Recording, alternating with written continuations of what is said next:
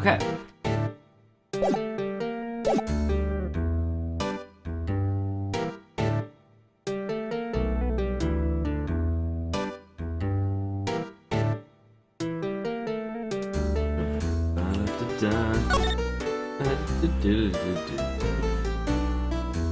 Let's take a look at what Mr. Yanni. Wait, we don't know his name yet.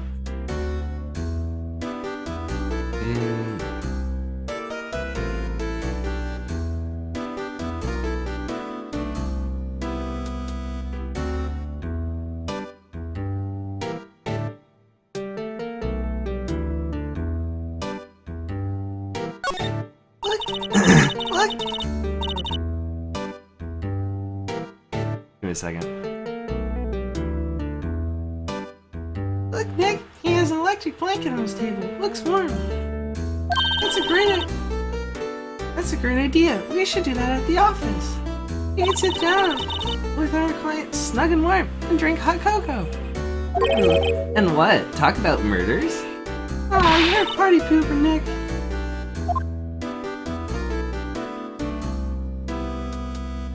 This fishing pole looks expensive.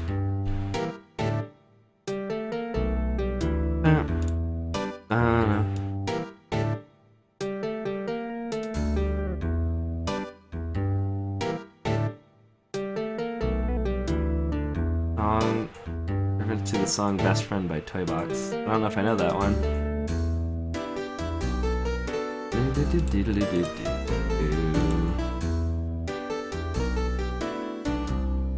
Scarlet Macaw. That's what that thing is? This fishing pole looks expensive.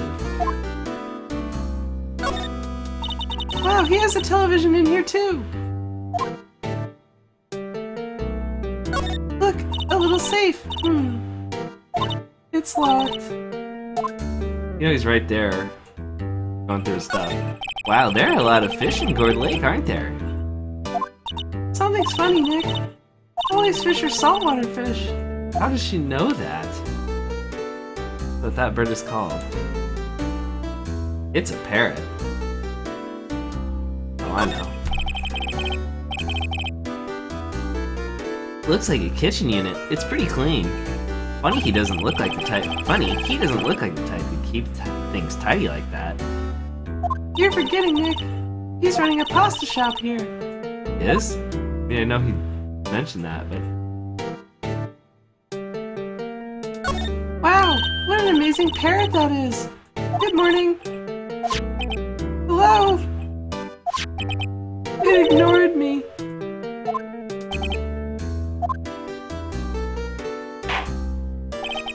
What'd you forget, Meg? You gotta call her by her first name. Her name first. Polly, how you been, Polly? Hello, hello. Squawk. The Neat, so the parrot's name is Polly. erstwhile, that's a name. That's a word. That's a thing. I never heard that one. Erstwhile companion of the boat shop caretaker answers to the name Polly. Too bad all she could say is hello. Old Polly can say a lot of things. You just need to know the secret words. Secret words? Polly, Polly, what's your name? Polly! Quack! Be cute. Maya's found a new friend.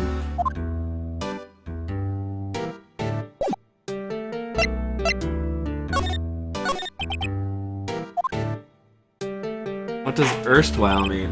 I don't know. The erstwhile companion of the shopkeep. To Google! Erstwhile.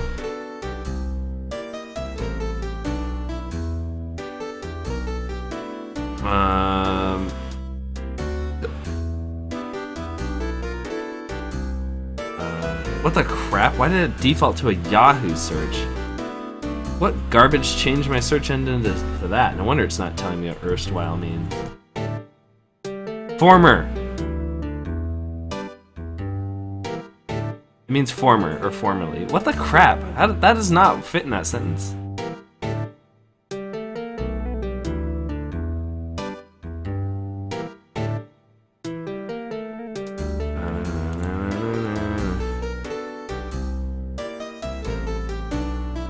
Is he pretending to be a hobo?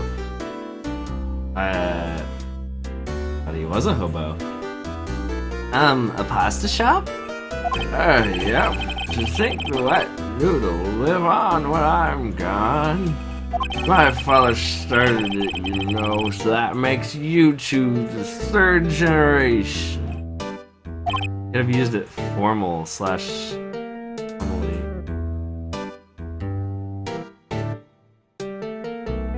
Meg, Yes? Ma will start with the secrets of dough tossing. Dough tossing? You two, Keith.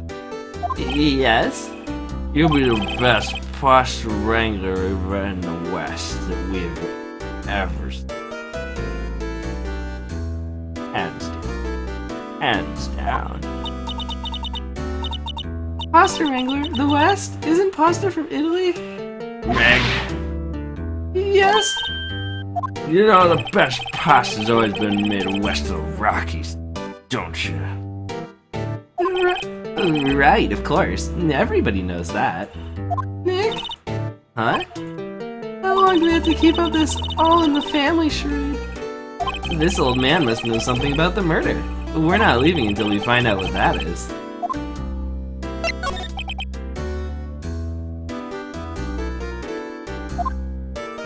Good drunk, Blake. Thanks. This is a boat rental shop, right? What are you talking about? This here's the palace of pasta, the wet noodle. No, now you mention it, we haven't gotten many orders for spaghetti lately. All the kids come up and say, yo dude, I'm gonna ride in one of your boats. And I'm like, whoa, I ain't about that life. Ooh, doggy.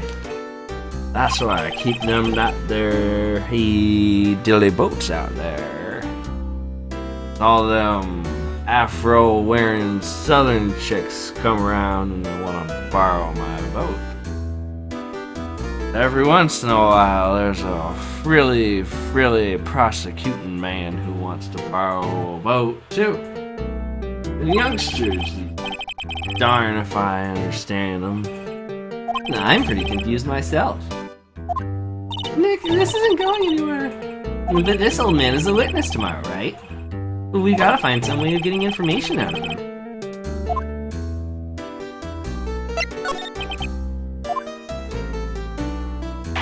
Yeah, my memory's gotten worse of late. Maybe it's copious amounts of alcohols that I keep shoving down my dry gullet. That's why I just tell everything important to old Polly here. See, Polly keeps me on the straight and narrow, and I keep Polly from the bottle, so we're good for each other. Is everything important? I wonder. Polly, what's the number to the safe? 1228. Not right. Hey, Polly, you watch it, will ya? I could probably still get all the way over there and show you a thing or two if you couldn't fly.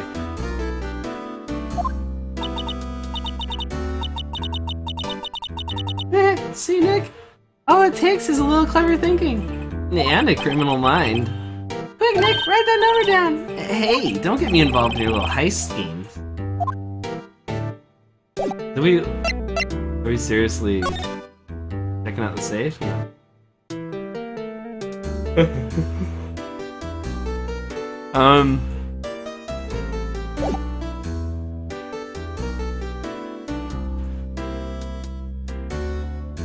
No. I'm not really sure what to do. Show him Gordy? Oh, not look at Gordy. Then I'm Gordy.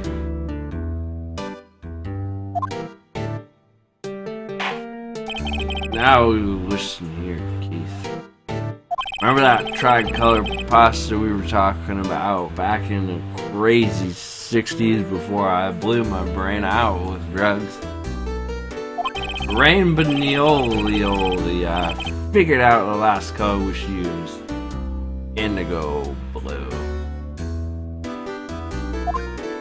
Indigo blue?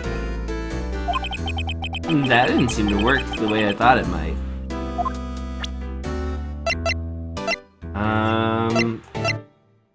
Talk about your bird. Oh wait, no, it's the same deal. Tricolor pasta.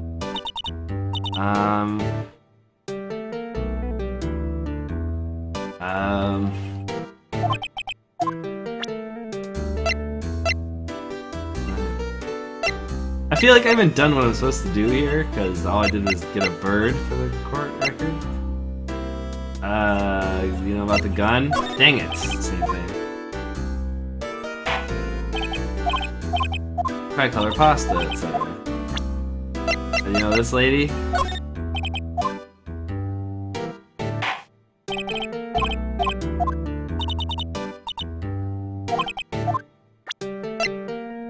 You know about the gunshot thing? Oh.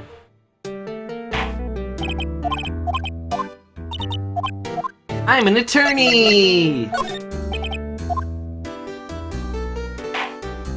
Oh, that worked. That a lawman's badge? Yes, it is. I don't believe it.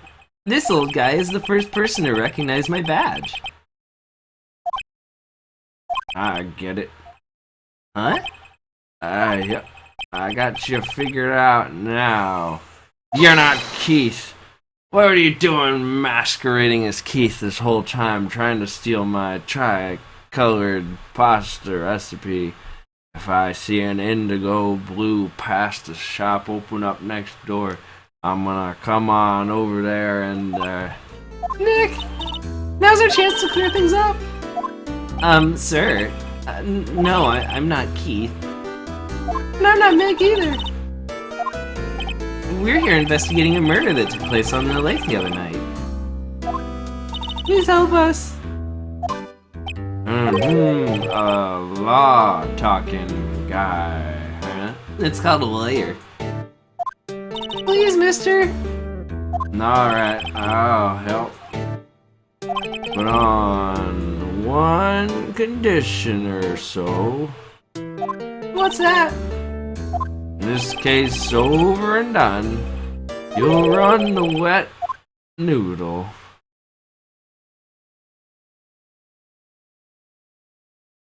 You know what? I don't know. Sure, let's run the wet noodle. Okay, we promise. Nick, are you sure about this? Hey, anything to get this case solved. Also, who wouldn't want to eat Phoenix noodles? That's true. I guess so. That's my boy. Good for you, Keith. Pretended to be a lawman so you could get the noodle shop. Oh wait, didn't I just say? You too, Meg. Yes? You bring a tear to the old man's eye. Oh boy, what was it y'all wanted to know now? You speak up that Polly. Hello. Squawk. Sure. Now he's talking to the bird again. How do we get him to talk to us?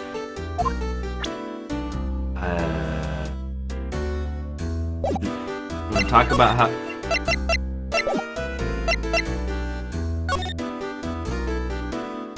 I mean, you know, samurai hot dogs, Phoenix noodles right next to each other.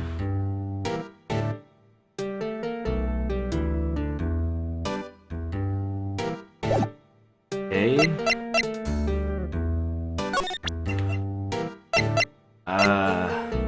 Oh hey, now he took this now. Yep. I seen this. You know something? Whoa. You know something about this, sir?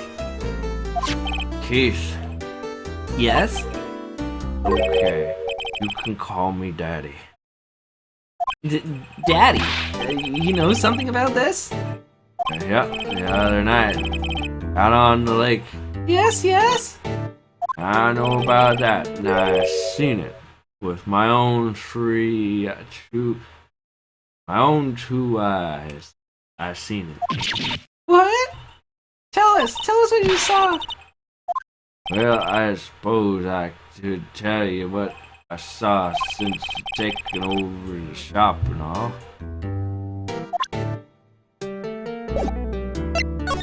No, I forget the time, but it was pretty dark outside. Probably 12:15, around the time that camera went off. Click, click. Yep. It was after midnight, but okay. And I heard this bang. So I looked outside. Then I heard another one. Bang. Then I looked outside again. Then I heard another. No, I didn't hear. Sorry. There was only two. I don't know, maybe 5 or 7. 2 bangs. A little while back. Later, boat comes. And there's a young man here. He walks right by my window. He's muttering something to himself. Yup. He said, I shot that man. Yes, I did. And I dumped his body in the lake. My name, Miles Edgeworth, and no one can take that away from me. What did he say? Yep. I forgot. And I remember tomorrow by the court time. You remember it. I mean, I remember it. Me, not you. Don't steal my memories. We need to know earlier than that. And you know what? Little Terry was just here. You know, little Terry in his Santa costume. Terry? Yep, that kid next door.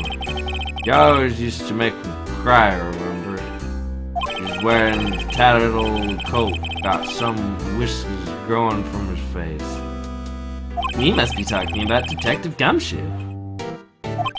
He comes up and he tells me to come down to the court. And I said, you come up and you want me to come down? This ain't no mountain, son. Really? Somehow I don't think we're going to get much useful information from this guy. Maya, maybe we should be leaving. Even though you added it in. I know, I just like made it some random thing. I think you're right. I think you're right. Wait, I had one more question. Huh? Polly, have we forgotten something? Squawk. Don't forget DL6. Squawk. What? What did she just say, Nick? One more time, Polly. Don't forget DL6. Squawk. What? The DL6 incident? Hey, mister. I mean, Dad. This is getting weird. Who is this old guy? Why did that bird Polly know about DL6? Was Polly at DL6? Whatever. We have to figure out who that old man is. Oh, What? he locked the door from the other side. We probably should have asked him his name. Who could that old man be? I think I need to do a little more research on this DL6 incident. Maybe I should ask Detective Gumshoe. Or Grossberg? See you, Larry. Have fun at the lake. Don't get shot.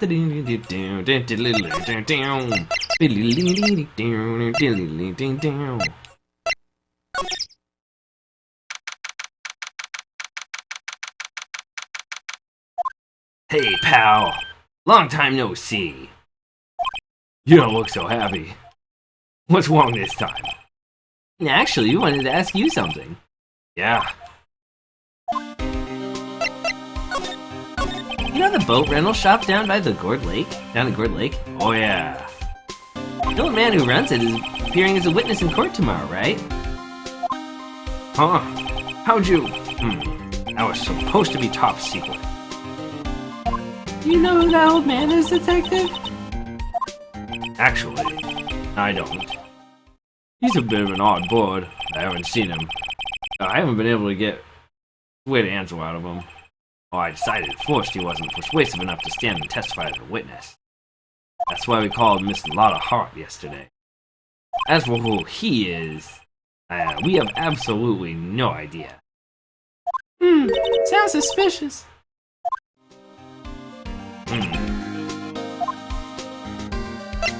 Detective Gumshoe, please help us. Huh? We need to know about the DL6 incident. That was when Wedgeworth's father died. I can't help but think it has something to do with this current case. To tell you the truth, I don't know much about the DL6 either. Wedgeworth forbade us from reading the file. Oh, I'm afraid I can't show you them either, pal. What? However, you can convince me somehow that the DL6 incidents were related to this case. Well, I guess I'd consider opening the file. Well, there's a bird that says DL6. What's that, a parrot? The old man at the boat rental shop's parrot. The parrot knew about that incident. That incident? DL6. What? Polly, have we forgotten something? Alright. Don't forget DL6. Alright. Yeah, it's just happened. I'm pretty sure that old man must have taught her that word. Yeah, but how would that old man know about that DL6 incident? Wait, what if that old man was connected to DL6? Nick, you think he might be? I get ya. Sounds like you need some information on the DL6 incident. Ooh, that was the station's record. Give you special permission to go in and find what you need. Alright, way to go, Detective Gumshoe! Okay, Nick, to the records room! Now I guess it's time we faced Edgeworth's past. You know what's funny about that? Is you just told him a parrot said this thing, and so he's letting you view these files that you're forbidden to see previous. You could have just been like, oh, yeah, there's a book that said DL6 on it there. Or you could have been like, oh, yeah, he mentioned DL6. You could have been like, Edgeworth said we could see it. You know, he could said like any number of things. If he was just like, oh, sure, a parrot said it? Alright, whatever. Number 26, Police Department's records room. Wow, it's amazing. Really dusty. 10 years of files and 10 years of dust, I guess. Let's find that DL6 stuff quick. 15 years ago. Both me and Edgeworth were 9 years old. But why lie? I'm just saying, like, it's such a ridiculous thing, and he's like, eh, why not? You could have really just said anything. 15 years ago. Both me and Edgeworth were 9 years old. We were almost through with 4th grade when he suddenly transferred. Because of DL6? Nick, I found where the file is. Oh, thanks. Let me know what you want to know about the DL6 incident. I'll go get the right file. Here are the files of collected case reports. There's quite a large volume of reports here. Wow, these are all case reports? Yeah, it's like a graveyard of police cases. I guess my sister's case report is in here too, quietly gathering dust. Yeah, she died. There's shelves stuffed here, stuffed with case files in the back of the room too. Forgotten cases rotting away for eternity. Like your sister. Nick, let's get out of here. Let's get what we need and get out of here. All this dust is getting to me. It looks like there are files inside that glass case. The case is so dusty, I can't see what's inside. Nick, it's locked. They must keep important case files in there.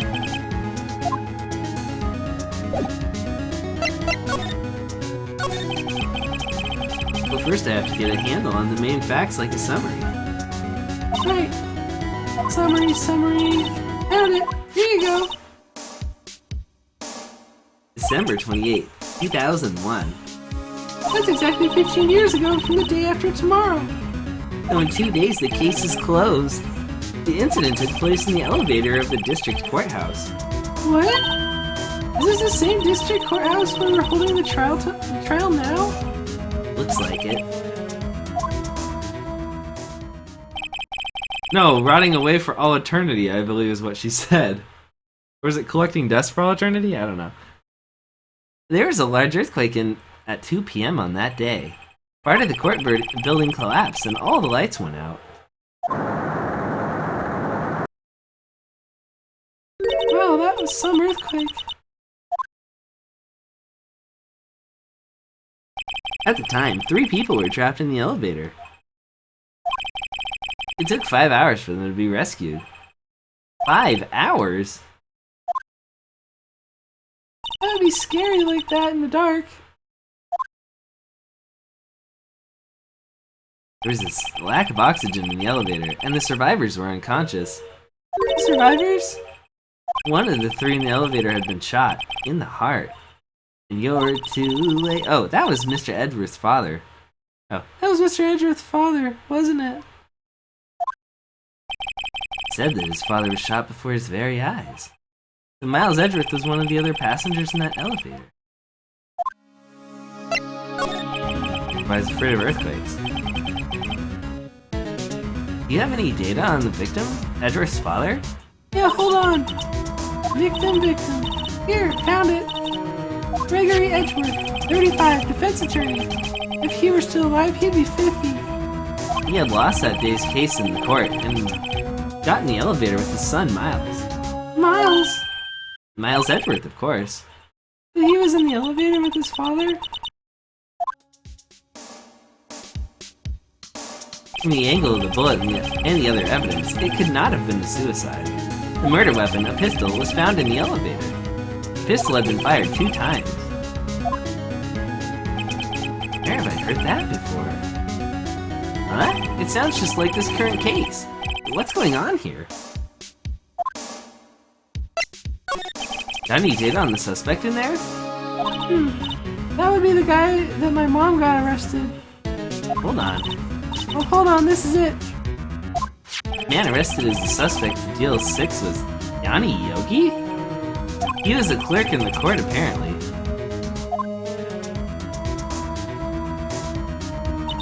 So he must have been the 3rd person in the elevator. Well, then he'd have to have done it. But he was found innocent, thanks to this defense lawyer, Robert Hammond. Hammond, the victim in our case. Right. The suspect, Mr. Yogi, was oxygen deprived. So much so that he had brain damage. He lost all memory of being in the elevator. After he was declared innocent, he disappeared.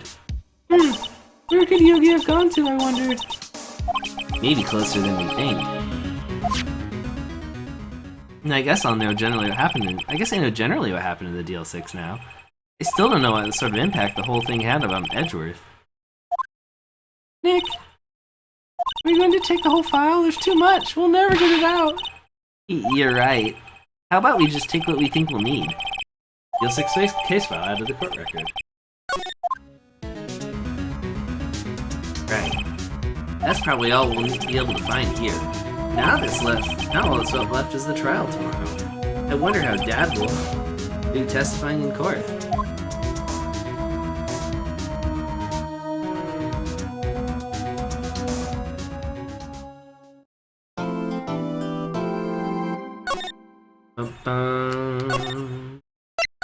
Burning.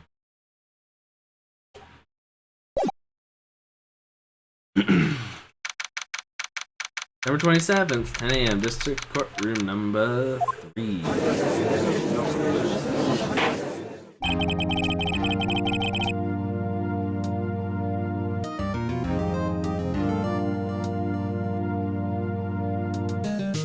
Court is now in session for the trial of Mr. Miles Edgeworth. The defense is ready, Your Honor.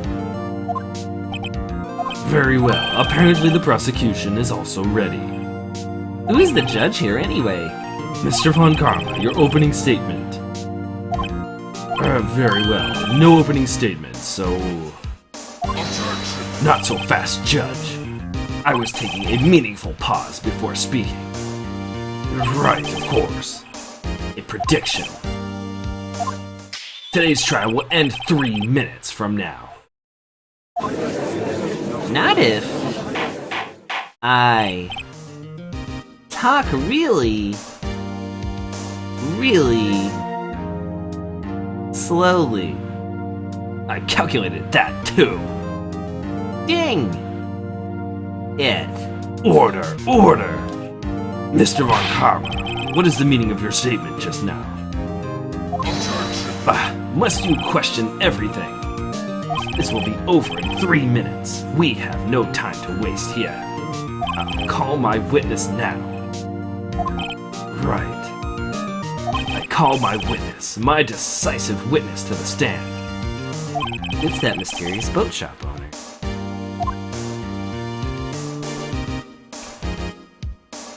Witness, state your profession.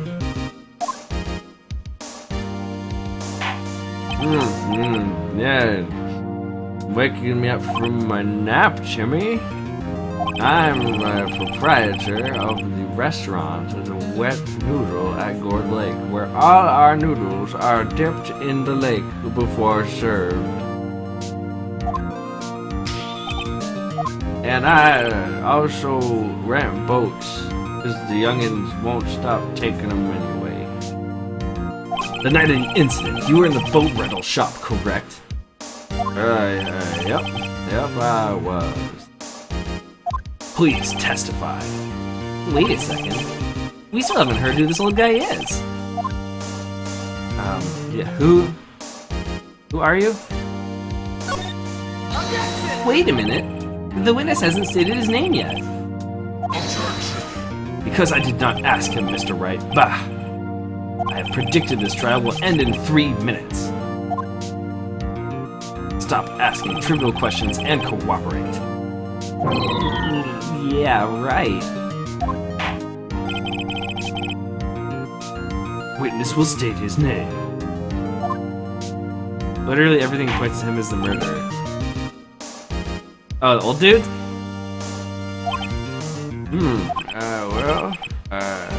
I'm not really sure. What do you mean?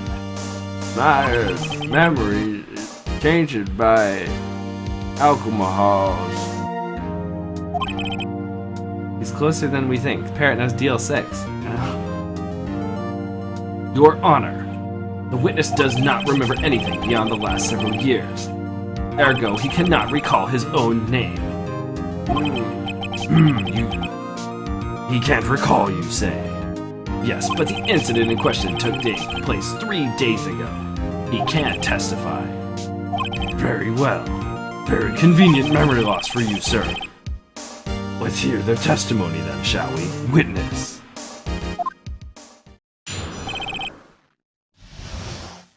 Night of the murder. It was the night of the 24th, just after midnight, yep. I was setting up my tree and I was in the restaurant where I rent boats as usual. Dang teenagers and their boat renting. That's when I heard the bang. Yep. When I looked outside the window, I saw a boat just floating on the lake. And then I heard another bang. Just about then, the boat come back to shore and a man walked by my window. He says, "My name's Miles Edgeworth and I shot that man and dumped him." Very well. I'd like to begin the cross-examination. Objection! There is nothing to question in my witness's testimony. Ergo, no need for cross-examination. Besides, there are only 10 seconds left before our 3 minutes are up. Judge, your verdict, now. Yes. Mr. Wright. Well, of course you're gonna cry. You're just like, it's fine. Ba-da-bum-bum.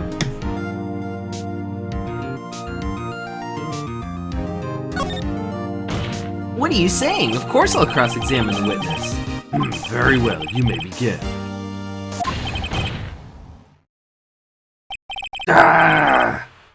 Excuse me, Mr. Von Karma. 3 minutes just passed. I see. Well, let's just take our time.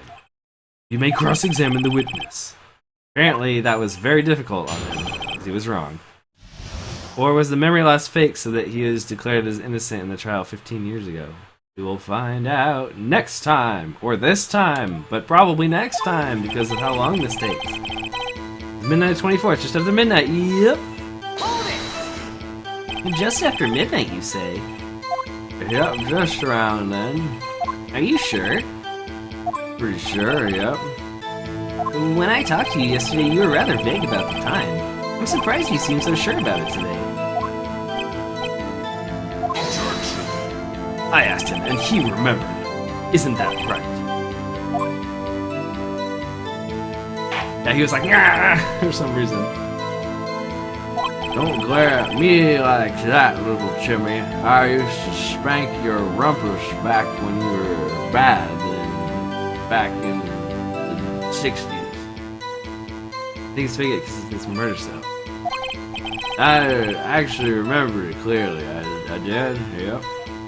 You see, continue. I was in that restaurant with the renting boats. Is there anyone who can verify that? Well, I guess probably could. That's not good enough for a court of law.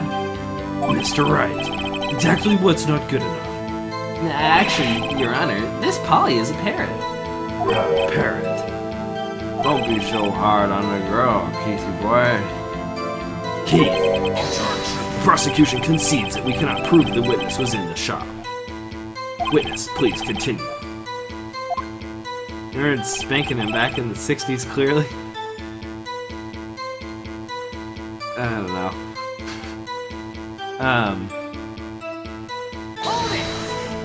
And where did the bang seem to come from?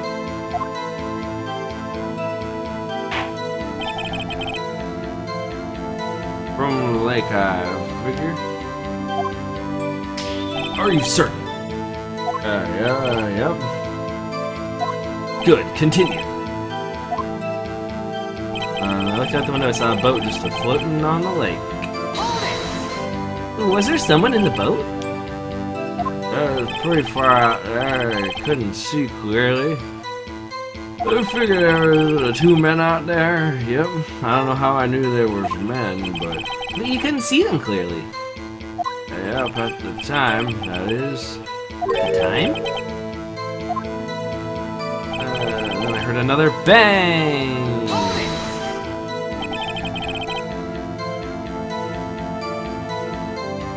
So you heard 2 gunshots total? Yep. That's a lot of said in your testimony yesterday. About then, the boat comes back to the shore And the man walks by my window. By your window? Yep, on my window, by my window, or right outside the window, by my shack, the window. And you could see the man's face?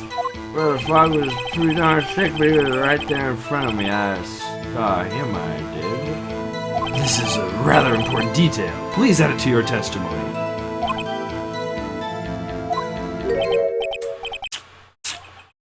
I have a bad feeling about this.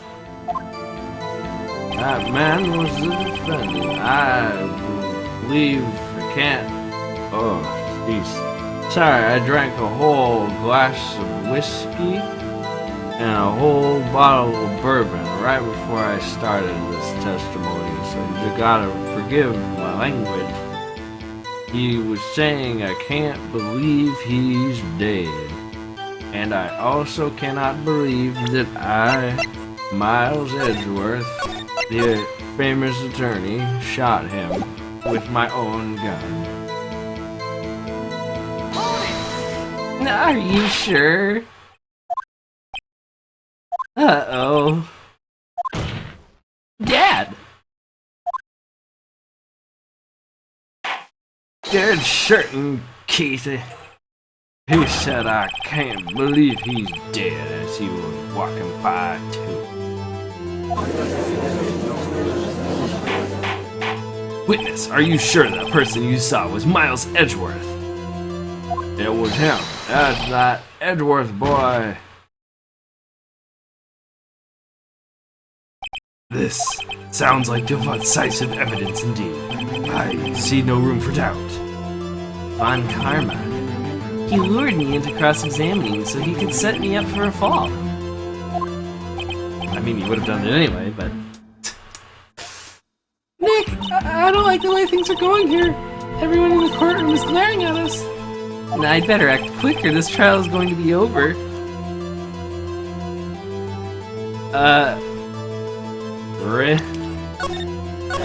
Objection, Your Honor.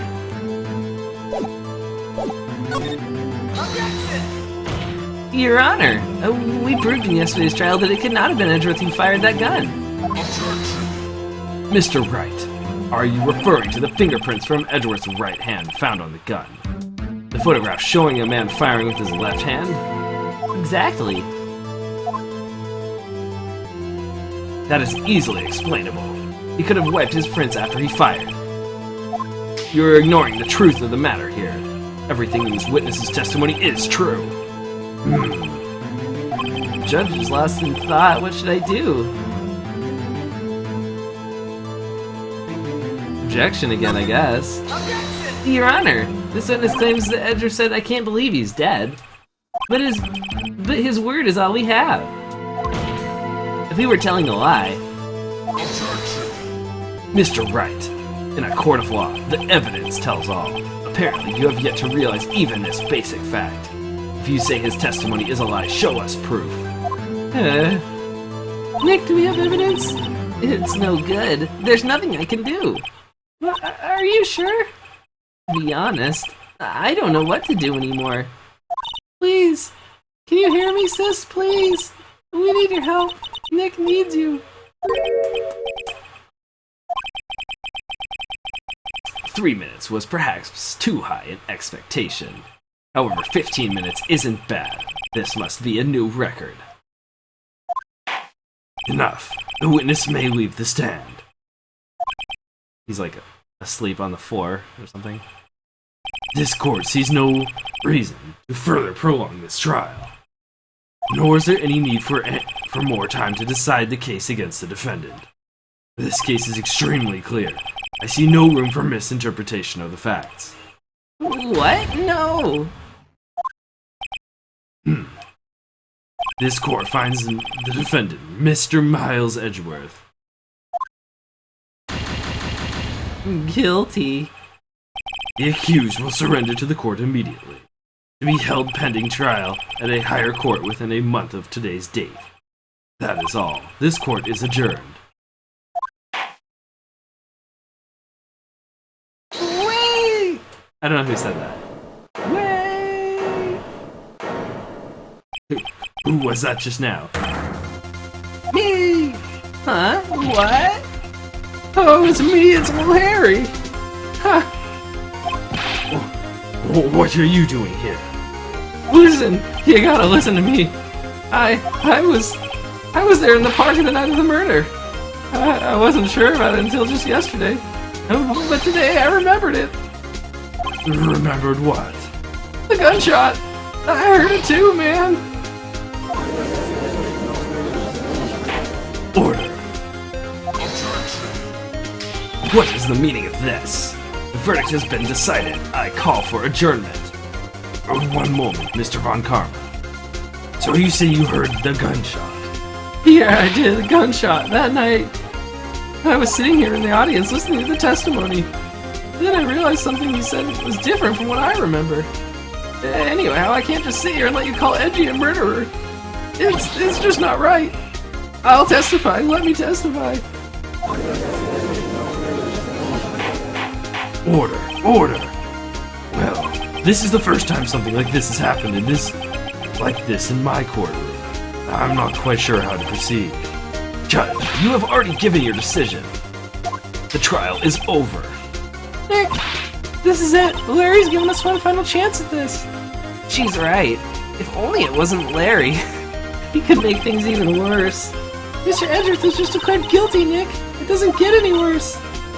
You're right. Okay. Your Honor, there's another witness. If there's another witness, it's our duty to hear him speak. Right here, right now. A waste of time.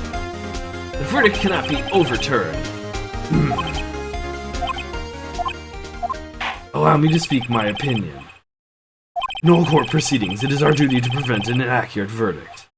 In order to make sure no mistake has been made, every witness should be heard. What is this? I withdraw my previous verdict of guilty.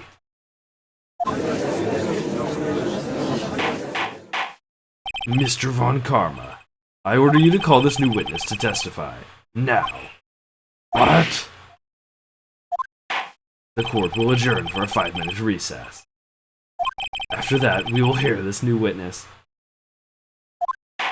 Court is adjourned.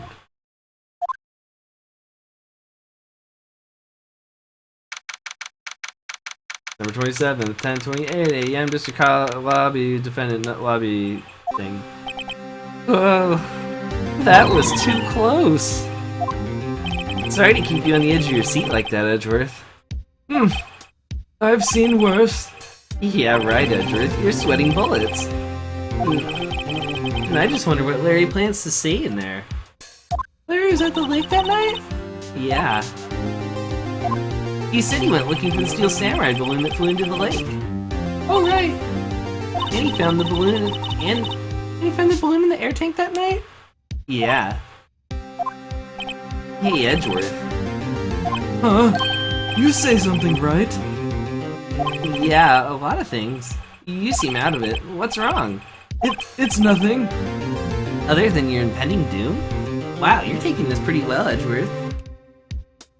Hmm? Oh, Mr. Edgeworth, something I've been meaning to ask you. What's that? Why are your fingerprints on the murder weapon? Oh. Well, you see, I was shooting a man at... I mean, I picked up a gun. But when he fell into the lake, I went into a daze. I couldn't understand what had happened. I couldn't think straight. Then I saw the pistol lying on the floor in the boat in front of me.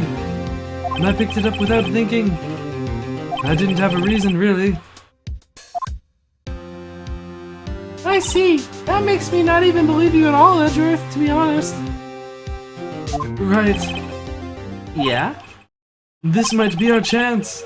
Our chance? Von Karma has only ever run perfect trials. Perfect trials? Perfectly prepared witnesses, perfectly complete evidence. That's the secret to his success. This is the first time he's ever had to deal with something unexpected. He has to let someone he hasn't even talked to testify before the court. And that someone is Larry. What are you getting at? It's likely his testimony will be full of holes, alright? That's right, Nick. The 10-minute trial this time. We'll milk this one for all it's worth. Hey, it was 15 minutes. 15. Everything's on Larry now.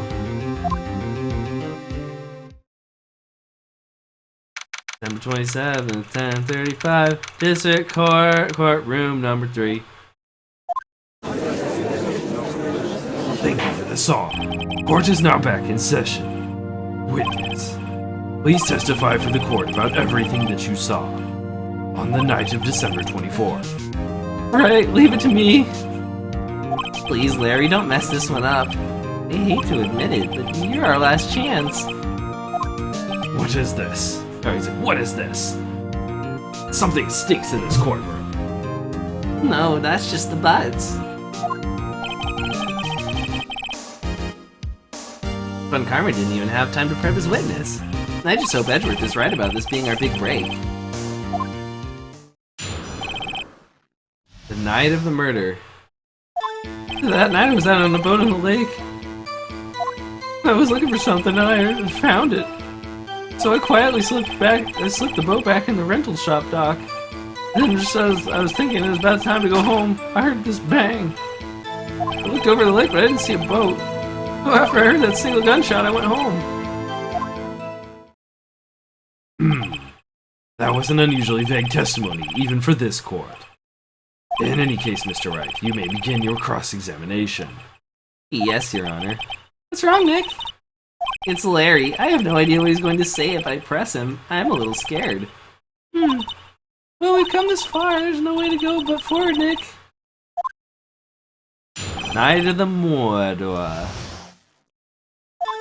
Freaking Larry coming in to ruin a courtroom.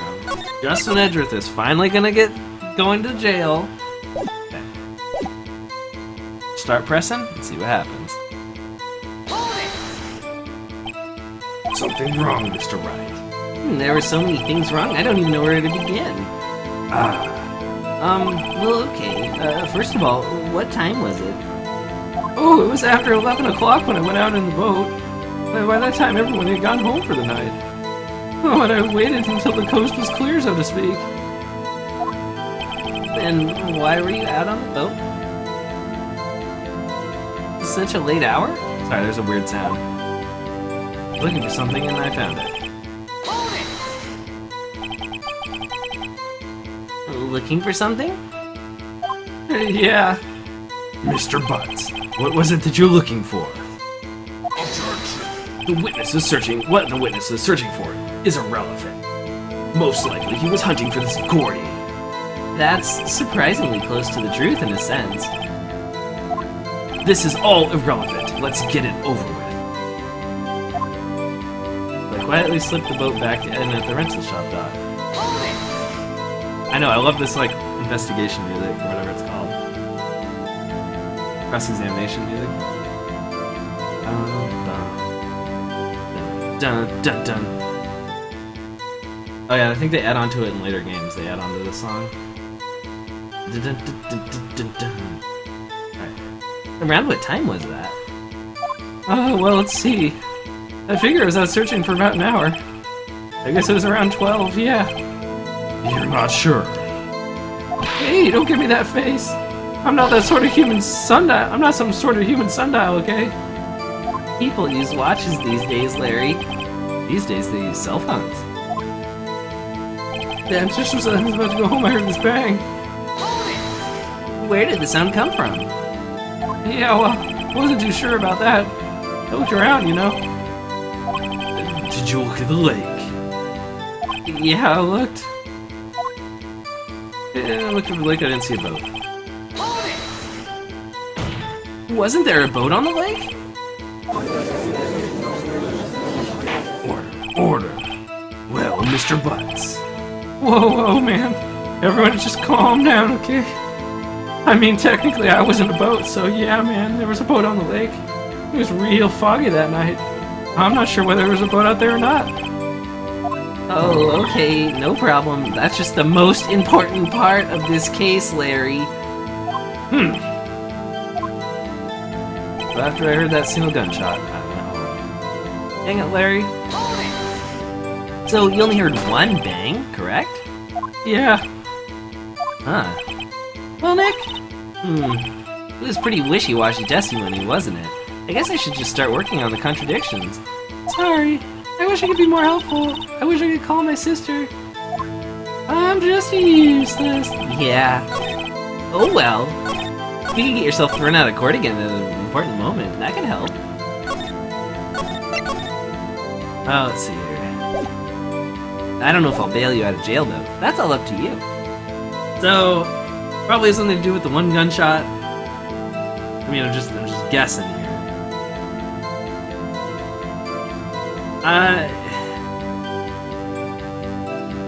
Oh.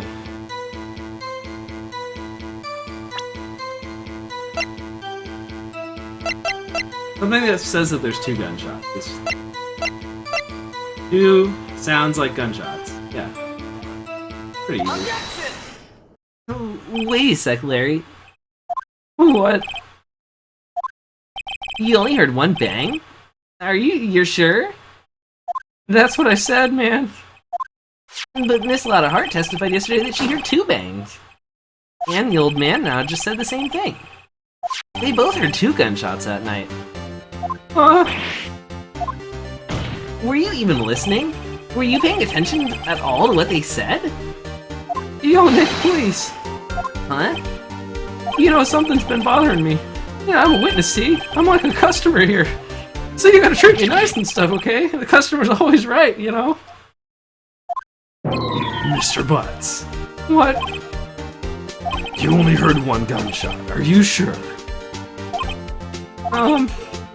Yeah, well, to tell you the truth, I'm not sure.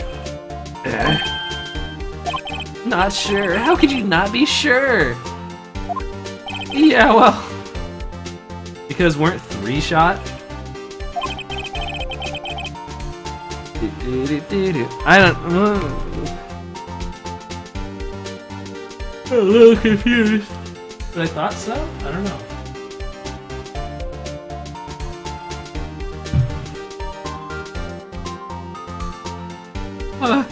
I might have missed the other gunshot. I was listening to something else. Something else? My radio, dude, with my headphones. What? Order, and stop that booing. They boo him in the court of law. Boo, you suck, Butz. No, I don't suck, Butz. No, that's not what I meant when I booed you. Dang it. Yeah, Larry heard 1, the other 2 heard 2, for a total of 3. Mr. Butz, you were listening to the radio with your headphones. Yeah, so what? Is that a crime? That's how I listen to my radio. Everybody listens to the radio. What's the big deal? Mr. Von Karma, your opinion. Waste of time. I do not accept this witness, or nor his shoddy testimony. Well, Mr. Wright, should he continue the testimony? Oh, man. Your Honor, I'd love for that to just be enough. But unfortunately, we have to allow him to continue. Your Honor, please allow the witness to continue his testimony. Bah! Nothing is more pitiful than a lawyer who doesn't know when he's lost. Very well, Mr. Butz. Please give your testimony and be sure to include details like your radio. Right, leave it to me, man. I wouldn't if there were any other way out of this, believe me. What Larry heard. It's lonely being alone on Christmas Eve. That's why I was listening to an all-request show on the radio, see? I was listening to it real booming loud like, but I'm sure I heard that gunshot. I remember exactly what the DJ was saying when I heard it, too. You were listening to your radio at a high volume? Yeah, what's the big problem? Can a man listen to his radio, please? Isn't this a free country? I truly believe Larry has no idea what the problem is here. Judge, can you believe a word this witness says? What he heard was probably nothing more than a drumbeat from the radio. True enough, it is difficult to believe his testimony. Wait, Your Honor. The witness said he remembers exactly what the DJ said when he heard the gunshots. Excuse me, DJ. An announcer. The guy who says things on the radio. Anyway. What this means is, when he heard the sound, there was no music playing. DJ only talks between songs, so he could have heard the gunshot from the lake. Except for those ones that start talking at the very end of the song. I hate those guys. They ruin the ends of the song. But anyways, this wasn't one of those DJs. I'd like to cross-examine the witness, Your Honor. Very well, Mr. Wright. I can't believe I'm continuing this charade.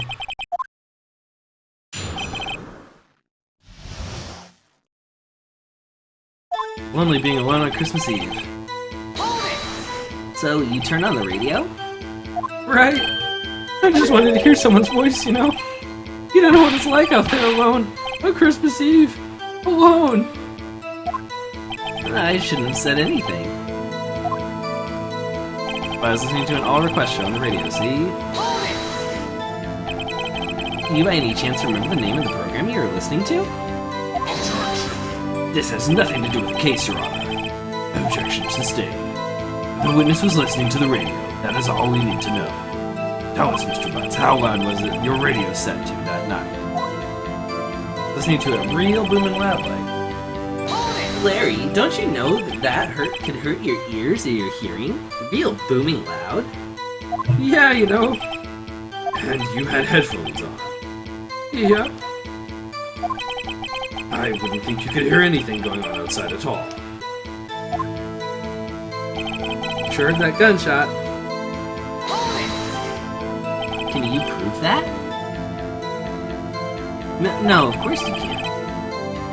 No, I can't prove it. But I remember that moment real clear. I mean, while I was talking about it, it came back real clear to me, you know?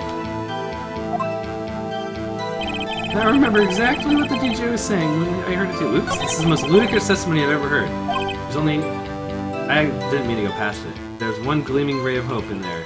I'll press it until I get to the bottom of what happened. Of what's happened.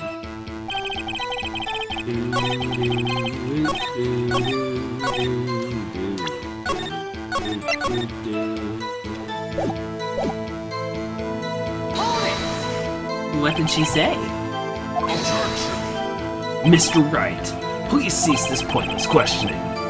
What possible good could knowing what a DJ said do us? Indeed, Mr. Von Karma has a point. I'll allow the question only if you see some reason why we should care. We should care, Your Honor. What if the DJ was saying, listen to this gunshot sound? We should care, Your Honor. Of course we should. Why? Well, how do you know if we don't ask, Fine, very well. Mr. Butz, please testify to the court. What was the radio announcer saying when you heard the gunshot? Just when she said, hey, it's almost Christmas, I heard the gunshot. Are you sure? Of course I am. She had this real sexy voice. Maybe Von Karma was right. I'm not sure how this helped us at all. This is the most ludicrous testimony I've ever heard, but there's a gleaming ray of light in there. Larry always remembers the sexy voices, man.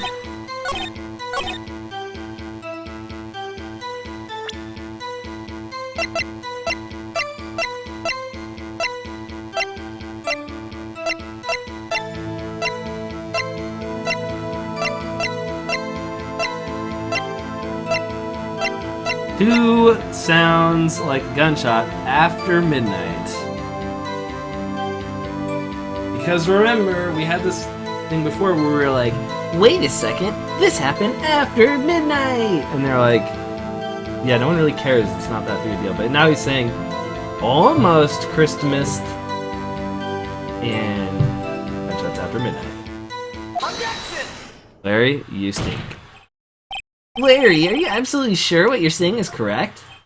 What's with the face? You look scary, dude. If you're trying to scare me, you know better. You better know that I don't scare that easy, man. Calm it down, man. Larry's getting scared. There's something the matter, Mr. Wright. Your Honor, did you hear what the witness just said? Times always count in this game, it seems. Yeah, I mean, it's easy for people to get wrong. It's a good way to write an inconsistency, I suppose. Do you hear what the witness just said? The DJ said, hey, it's almost Christmas when he heard the gunshot. Indeed. And? Almost Christmas means it wasn't Christmas. Do you realize what this means? When he heard the gunshot, it was still Christmas Eve. That seems to be the case, yes. But that contradicts the two testimonies we've heard so far, Your Honor. Both Miss Hart and the old man said it was after midnight when they heard the gunshots. In other words, when they heard the gunshots, it was already Christmas. This is a clear contradiction, Your Honor. Order! Oh, what does this mean? The two prior witnesses heard gunshots after midnight. However, this witness says he heard a gunshot before midnight. Judge, the answer is simple. The current witness is plainly mistaken. Just look at him. Suspicious! What? Well, Mr. Wright, what do you think about Mr. Butz's claim that he heard a gunshot before midnight? Of course Larry's correct. Larry's not mistaken, Your Honor. He heard that gunshot before midnight. Intriguing. I'm assuming you have evidence for this wild claim. Show me evidence there was a gunshot before midnight.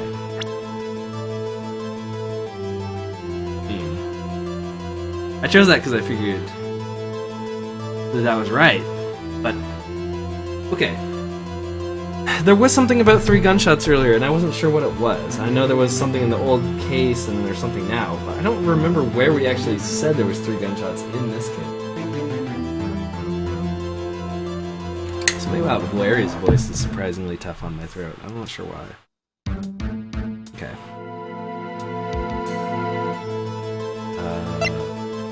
The camera.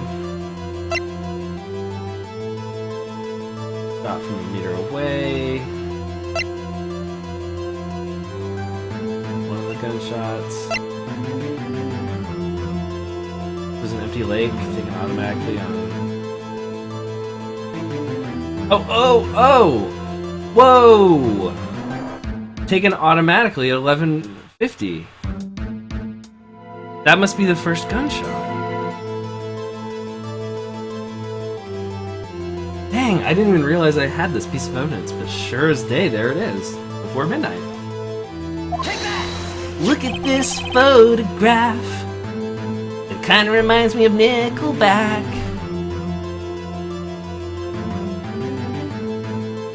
You have to.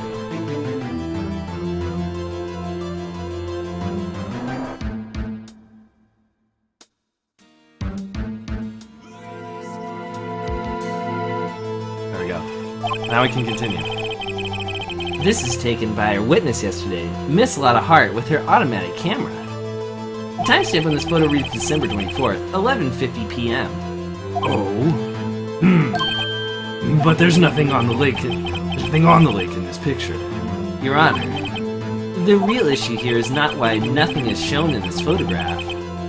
It's why this photograph exists at all. Or what do you mean? Your Honor, this photograph was taken by an automatic camera. That camera was set to go off in response to loud noises. Aha! Correct. There was a loud noise on the lake at 11:50 p.m. That's why this photograph was taken. In other words, when Larry heard the gunshot, it was most definitely still Christmas Eve. Indeed, it would seem like that is the case. Then, where does that leave us? Miss Hart testified that she heard the gunshots after midnight. Are you claiming she was mistaken? Not at all, Your Honor. The fact that this camera also triggered at 15 minutes after midnight. Your Honor, that night there were 2 sets of gunshots with a 25-minute pause between them.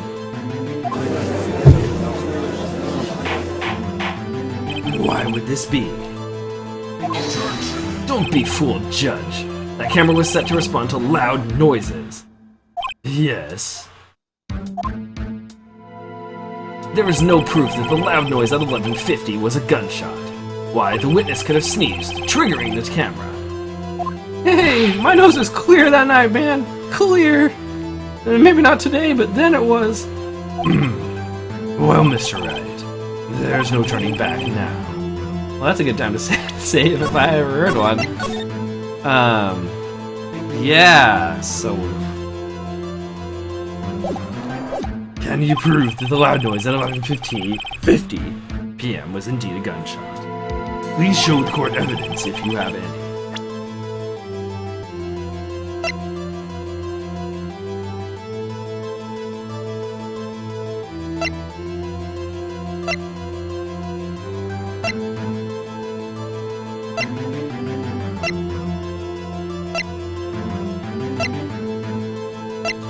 Fired 3 times.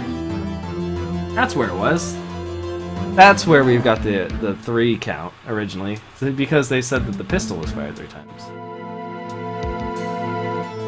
Well, I don't know what else it could be other than this. This is my evidence. The murder weapon. Something about this pistol is bothering me, Your Honor. Both of the witnesses who had testified yesterday heard 2 gunshots. However, the murder weapon was fired 3 times. When, then, was the last shot fired? Only now have I realized the truth. That 3rd shot was the shot Larry heard just before midnight. Order! Order! Why do my orders never come to this courtroom? This is yet to be explained. That would make sense of the evidence we've seen so far. However, this leaves me wondering exactly what did happen that night on the lake. Exactly. If this is true, there were 2 sets of gunshots separated by 25 minutes. One at 11:50, another at 15 minutes after midnight. Why, I ask you? Why? Uh-oh, I better think of something really quick. Wait a second. Gunshots separated by 25 minutes? Ah! Oh, what's wrong, Nick? I have it. I have it. Remember the case of the Steel Samurai? Yeah, of course I remember. The murderer in this case had the same idea as the murderer in that case. What do you mean? Maya, Yes? if we don't figure this out now, we'll never overturn Edgeworth's guilty verdict. I got a hunch, and I'm going to run with it. Right. I mean, is this safe? Safe? We've already gotten a guilty verdict. We have nothing to lose. You just watch and let me know if I say anything that sounds fishy, okay? Right, Nick? Your Honor, Yes, Mr. Wright. the testimony just now has cleared up this entire case.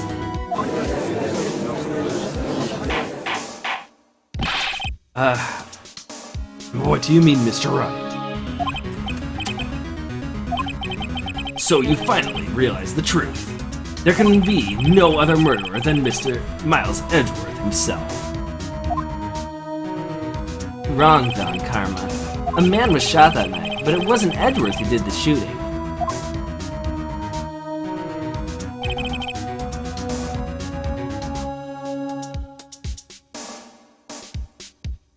Ooh, I think I know what it is. Listen, rookie. Take a deep breath and consider the facts. At the time of the murder, 1 boat was on that lake. This is shown by the witness's photograph.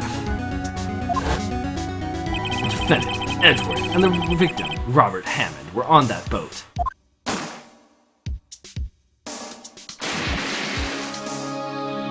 There was a gunshot fired on that boat, and Robert Hammond fell into the lake.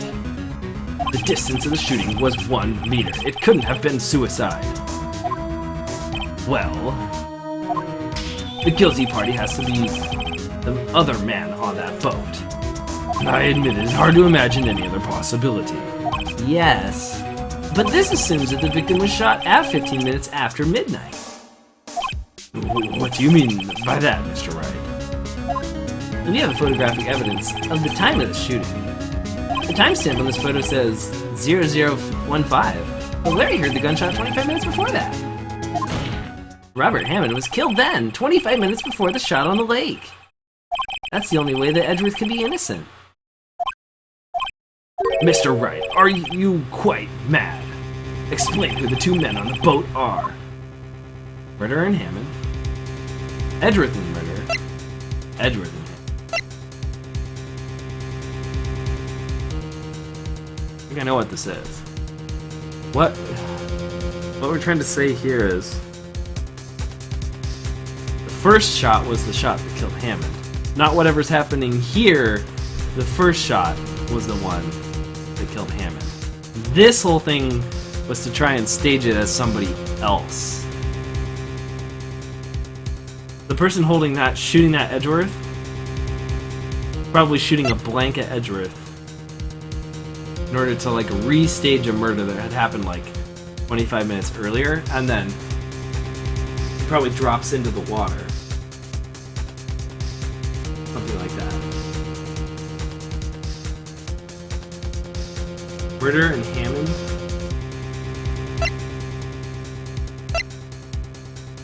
Yeah, I think it's Edgeworth and the murderer. Edgeworth is on the boat with the murderer. But the murderer has already murdered Hammond earlier. That's what I think it is. Of course it was Edgeworth and the murderer. After the murderer killed Robert Hammond at 11:50, he assumed the guise of Mr. Hammond and met Edgeworth.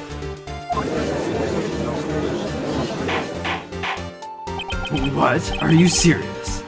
Yes, Edgeworth won't tell us why he went to the lake that night. However, I have a hunch. That night, Robert Hammond called Edgeworth to the lake. Now, Edgeworth didn't know Robert Hammond's face that well. That's why he didn't suspect anything when the murderer took Robert Hammond's place. I'm not sure what to make of all this. Ludicrous! Mr. Wright, tell us the name of the murderer then. The murderer's name, it's a lot of heart. No, I don't know. I don't know the murderer's name. Actually, I don't know the murderer's name. That would have been a good time to screw around, though. You don't know. Dang it, I kind of wish I had tried the other options. Bah, again, you waste my time. I don't know because he never told us. The murderer is the caretaker of the boat shop, that old man. At 11:50, he was the one who killed Robert Hammond. The caretaker of the boat shop. Where did he do this?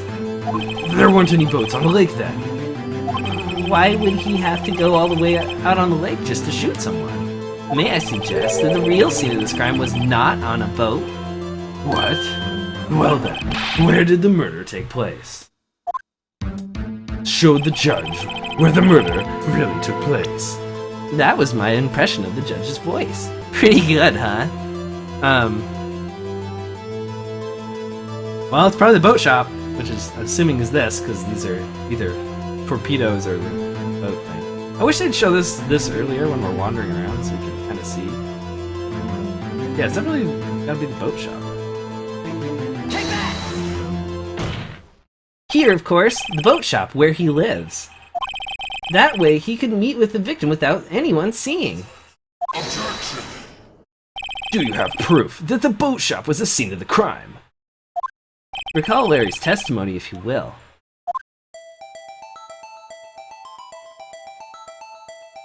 That night, he was out on the lake in a boat, searching for something. He finds it and returns the boat. Just as he's starting to head for home, he hears a gunshot. He heard a gunshot, Your Honor, even though he was wearing headphones at the time. In other words, the gunshot was very, very close by. And where would that be if he had just returned a boat? The boat shop. Mr. Wright, what happened that night on Gourd Lake? Please tell the court from the beginning. Yes, Your Honor. Nick, are you sure about this? Not really. But I think if I start at the very beginning and I take it slow, I might be able to figure this out. Bum, bum, bum, bum, bum, bum, bum. That night, the caretaker of this boat shop called Robert Hammond to his shop.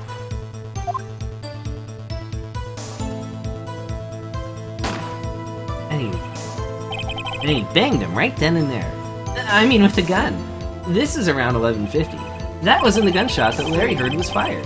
After that, the caretaker put on Robert Hammond's coat and became Robert Hammond. Then he got in the boat with Edgeworth and went out into the middle of the lake. Then who fired the pistol on the boat, Mr. Wright? It's the boatman. It's the boatman. It's the boatman. It's the boatman. Of course, it was the murderer who shot the pistol. He shot twice. Both missed Edgeworth on purpose. Wait a minute. Yes? Why would he shoot twice if he didn't mean to hit anyone? Details. Know this, Mr. Wright. The moment you run out of explanations is the moment you lose. Tell us why the murderer had to fire twice.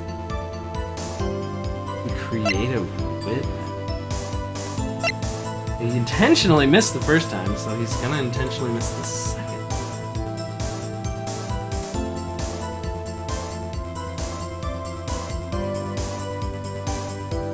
Probably what this selection probably means is he fired, then he waited like, I don't know, a minute, 30 seconds, something like that.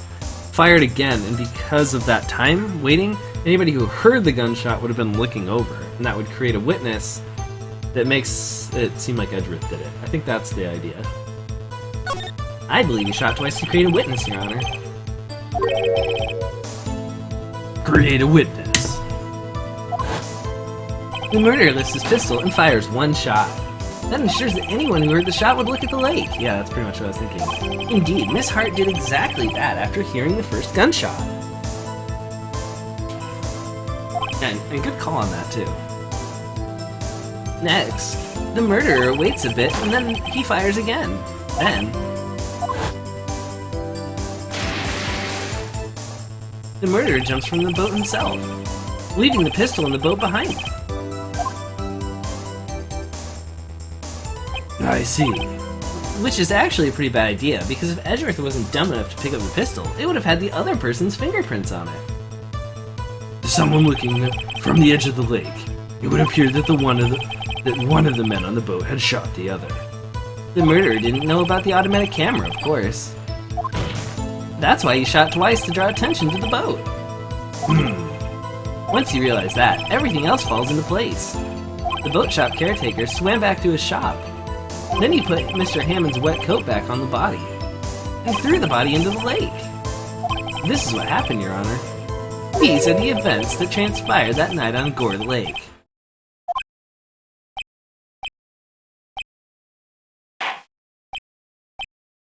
Bailiff, bring out the witness from before. The boat shop caretaker, quickly!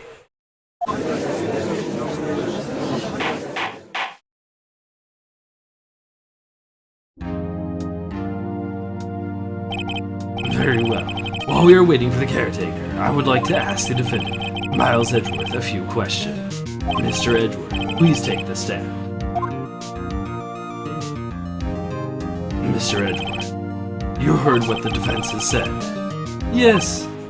Well, why did you go to the lake that night? Why didn't you ask me this earlier? What Wright has said is mostly correct. Astonishingly so, actually. Yes.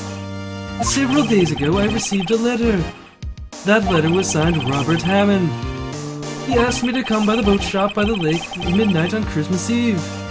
He said that he had something very important to discuss with me. Something important? I'm sorry, I can't say what it was. Your Honor, sir! Bailiff, we are conducting a trial here. I must ask that you remain quiet. The witness has disappeared! He isn't at the boat shop either! What? What should I do, Your Honor? Find him quickly. We cannot allow him to get away.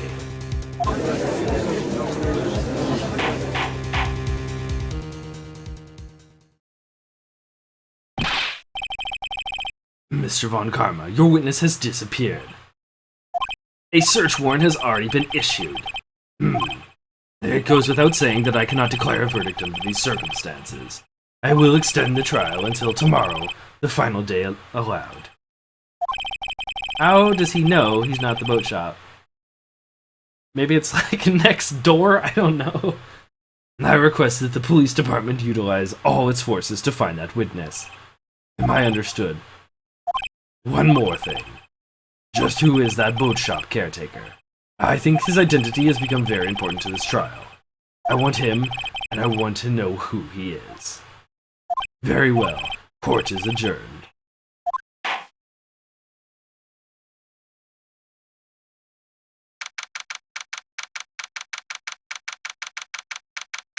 Third choice have at 1:22 p.m. District Court Lobby. Defendant number 2. I always read that weirdly. Yay, Nick, you did it! Yeah. Well, at least we got out from under that guilty verdict. What about Larry? That was something else. Even Von Karma didn't know what to do with his testimony. Larry really helped us out. Sure, once I sifted through his unique testimony. Still, he did save us. I just wish our cases weren't so down to the wire all the time. I know what you mean. Sometimes I feel like it's us on trial instead of our clients. Hey, Edgeworth. Mr. Edgeworth? Did you say something? You don't look so pained. I mean, it looks like you're probably going to get off the hook. You could try to smile just a little. Relax. I'm sorry, but I fear it's not over for me yet. Ooh, what do you mean? Right. There's something that's been troubling me for a long time now, and I don't know whether or not to tell you. Edgeworth? No, there's so little time left. I want to tell you to get it off my chest, but... and I can't make up my mind. What's this about, Edgeworth? It's a nightmare I've had. A memory of a crime that I committed. A crime you committed? A memory of a murder.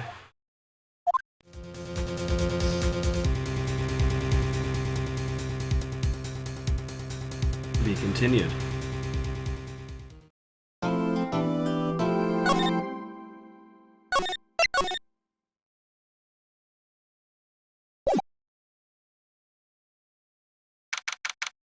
December 27th, 2:11 p.m. Right in Co offices. Who is Mr. Edgeworth talking about? This is probably a good time for me to call it quits for the night. Throat's feeling a little bit on the beat up side, and it's already 10:15, so this is probably a good point. We'll leave it on this sad music. Interesting. I think he's talking about his father's murder. Yeah, for sure.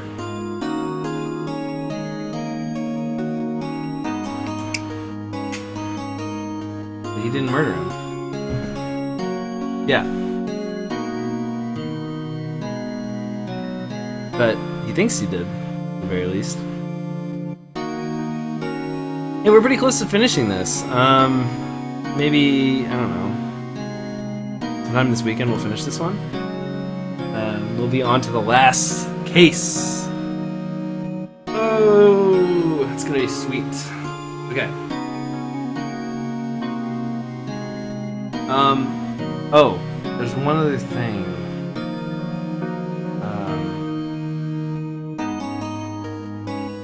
I think... I'm trying to think. I'm trying to remember because there's another case after this, but I think it was DLC. Because the further we get into this case, the more I realize that this is the case that encompasses the whole movie. So we can finish this maybe tomorrow or the next day, and then we can watch the movie if you would want to do that. I think that'd be pretty sweet. Because we're getting to the end of it for sure, and this is definitely the movie. So, yeah. So, yeah, I had fun, and I hope you did too. So have a nice night, and we will pick this up pretty soon.